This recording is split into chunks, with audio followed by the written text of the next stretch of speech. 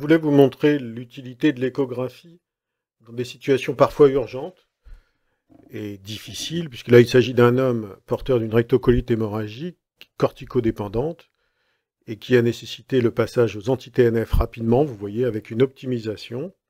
Il est optimisé depuis 8 semaines et vous voyez que son état clinique n'est pas brillant puisqu'il a plus de 8 selles hémorragiques par jour, que son hémoglobine est tombée à 8 grammes avec un syndrome inflammatoire élevé.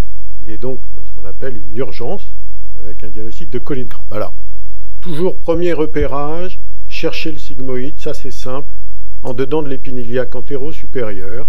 Vous vous mettez dans cette position et vous allez, en balayant de haut en droit, retrouver le mur du côlon, vous voyez, qui est ici à 5 mm. Donc très pathologique. On est ici en sonde à basse fréquence. L'intérêt des basses fréquences est de permettre de faire un balayage, vous allez voir, qui n'est pas si simple que ça. Alors toujours essayer de tourner autour du côlon pour le suivre.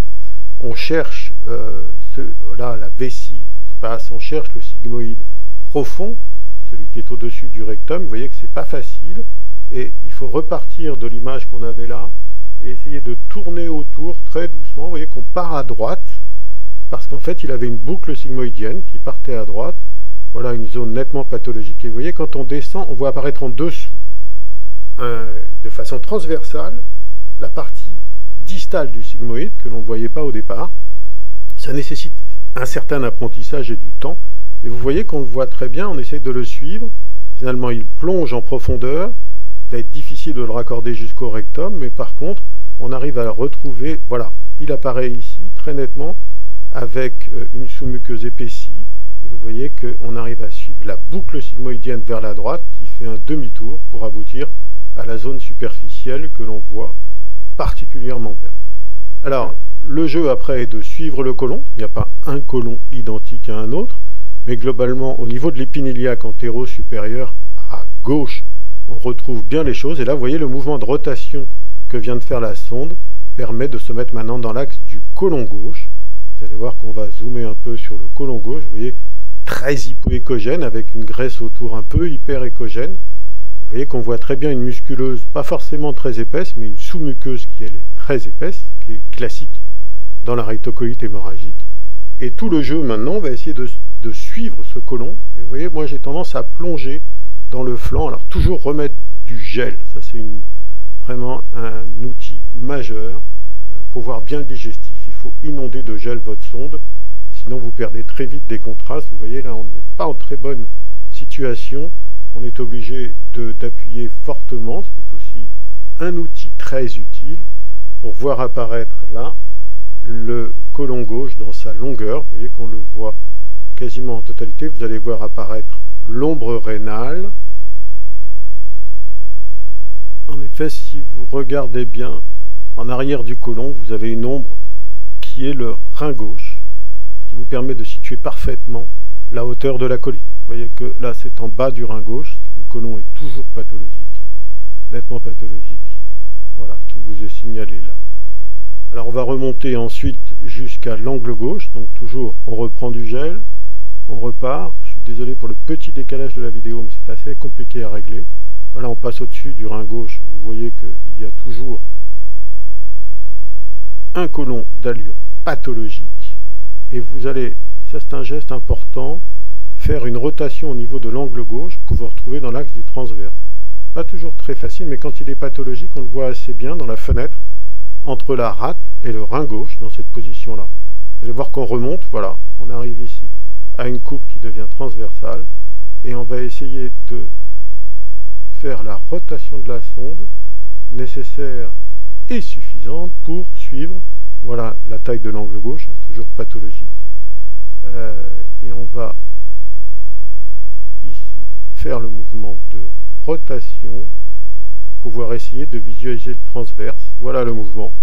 Ouais, on essaie de tourner et voilà, on retrouve une image qui est dans un sens complètement opposé. Il s'agit donc du transverse, qui lui aussi, vous l'avez vu apparaître, est pathologique. Alors le suivi du transverse est toujours quelque chose de difficile. Voilà votre transverse, donc il est toujours aussi malade, donc vous pouvez certifier que cette colite dépasse l'angle gauche. Si vous arrivez à la mesurer là, un peu plus de précision pour vous mettre bien dans l'axe. Voilà ici, c'est pas trop mal. on fige et on mesure les couches que vous voyez ici. Vous êtes à plus de 6 mm. Vous avez donc une atteinte très nette du transverse également. Il va falloir faire des mouvements de haut en bas pour chercher le reste du transverse. Le plus simple souvent, quand on veut juste avoir la longueur de la teinte, c'est d'aller se mettre en dessous du foie, où l'on va récupérer grâce à l'angle droit. Vous voyez qu'on essaye de suivre, il a un transverse plutôt haut situé, des fois c'est très bas, on peut descendre jusqu'à la vessie. Et donc voilà, on va continuer à essayer de récupérer notre transverse comme on peut, en le cherchant, voilà. Et on arrive là tout de suite au foie, ce qui permet, voilà, on a retrouvé notre transverse. Alors c'est pas toujours simple dans cette région, il y a beaucoup d'éléments digestifs, il y a l'estomac et le duodénum. Donc, il faut bien aller vérifier, en général sous le foie, parfois devant le foie, la présence de cet angle droit que vous voyez ici, et il est, comme le reste, pathologique. Vous voyez cette musculeuse qui dépasse les 3 mm, qui montre bien que l'atteinte atteint au moins jusqu'à l'angle droit. C'est plus simple après pour l'exploration du côlon droit. Voilà, ici je vous souligne donc cet angle droit, pour lequel je pense qu'il va y avoir une mesure de fait. Voilà. Et cette mesure, si elle n'est peut-être pas faite, mais si elle était faite, elle serait indiscutablement au-delà de 3 mm. Donc vous descendez ensuite de façon transversale vers la fosse iliaque droite, en essayant de suivre le mur antérieur du côlon. Alors c'est la limite de l'échographie, c'est que vous voyez essentiellement les murs antérieurs ou latéraux des tubes digestifs. Donc vous voyez ici, vous voyez que ici c'est fin, mais ici c'est épais. Alors ça c'est une petite discussion sur où doit-on mesurer. Il y a probablement des ulcérations qui modifient la taille de la paroi en fonction de l'endroit où on est. Et donc vous descendez de nouveau transversalement, vous voyez l'attitude, vous essayez de suivre votre mur antérieur du côlon droit que l'on voit ici, voilà, et on arrive en bas au niveau du cécum où clairement la teinte est toujours présente avec une musculeuse un peu épaisse. Alors, ne jamais faire d'examen sans haute fréquence, il vous faut une sonde à haute fréquence pour être précis, et précis notamment dans les tailles et précis dans le suivi. C'est-à-dire il ne faut pas tenir compte des dimensions obtenues en sonde à basse fréquence, il faut vraiment les vérifier en haute fréquence, vous allez voir que la définition est bien meilleure, et elle vous permet d'avoir des mesures qui sont beaucoup plus adaptées. Voilà, alors qu'est-ce que c'est qu'une sonde à haute fréquence? C'est une sonde dont la définition est meilleure, mais le champ est réduit, et surtout la pénétration, c'est-à-dire que vous ne pourrez pas aller très profond, et donc c'est important d'avoir repéré d'abord vos images digestives avant de le faire en haute fréquence. Alors voilà, la sonde est plus petite, on l'applique, et vous voyez, on va voir très très vite le sigmoïde apparaître. Vous voyez la grosse musculeuse, on la voit très très bien. Vous voyez très vite apparaître le sigmoïde avec une définition bien meilleure. Alors vous essayez de le suivre et on va pouvoir là, sur cette fenêtre, lancer efficacement un Doppler. Alors on a déjà parlé du réglage du Doppler.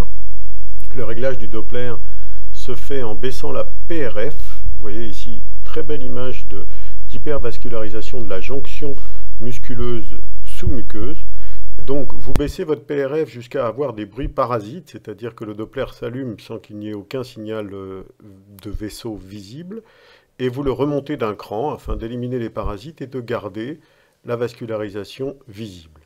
Alors vous voyez ici des signaux Doppler, dont certains sont des parasites à l'évidence, mais si on arrive à stabiliser l'image, ça qui est très important, il faut essayer d'être très stable, vous allez voir que l'image, voilà, ici est incontestablement une image intrapariétale, et que cette image correspond bien à une inflammation, une hypervascularisation de votre paroi colique.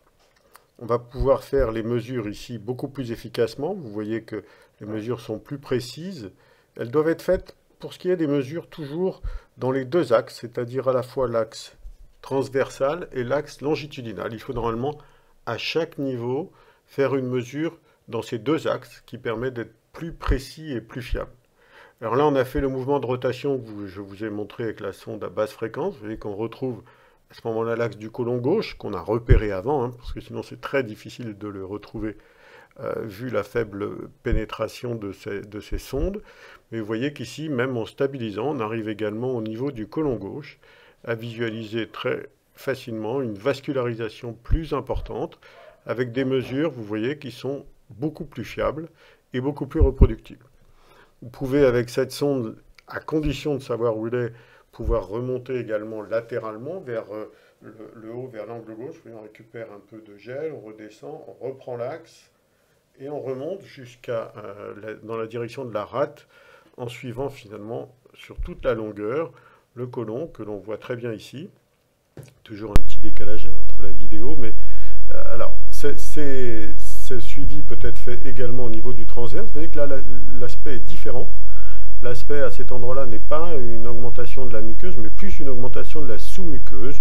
Il y a une discussion pour savoir si les formes plus débutantes impactent plus la sous-muqueuse, qui serait classique dans la rectocolite, et dans les formes seulement un peu évoluées, on a un retentissement sur la musculeuse, qui traduirait probablement des formes plus graves. Alors, vous voyez qu'on fait la même chose au niveau du sécom, en repérant de façon beaucoup plus claire l'épaississement de la musculeuse. On fait toujours un tour pour voir une éventuelle image associée, mais là, on ne voit rien de plus avec cette sonde. Alors, pour vous donner la fin de l'histoire, cet homme était donc en colite aiguë grave, avec un bilan minimum comprenant une rectosigmoïdoscopie, un bilan biologique et une échographie. En moins de 24 heures, vous aviez un bilan complet vous permettant de caractériser une pancolite grave. Il a été transféré comme recommandé en centre tertiaire où il a répondu à J10, à une combothérapie par infliximab et aziatropine. Voilà, je vous remercie.